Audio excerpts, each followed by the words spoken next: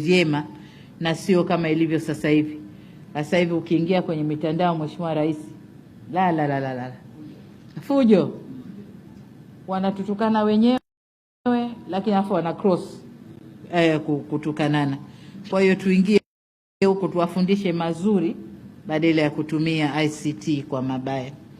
Mwisho kabisa, nilimshukuru Mheshimiwa Rais kwa kutupa heshima ya kuweko hapa yeye na delegation yake, na kwamba kuja kwake tumefungua mambo mengi. You know, these high level visits zikiwepo nafungua mambo mengi.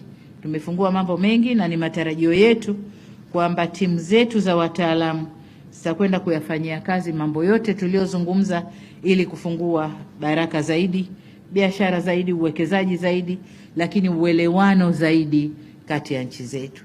Sasa tulipokuwa tunaongea ndani kule, nilimbana Ruto, kaambia umekwenda kutangaza refinery Tanga, mbona mimi sijui?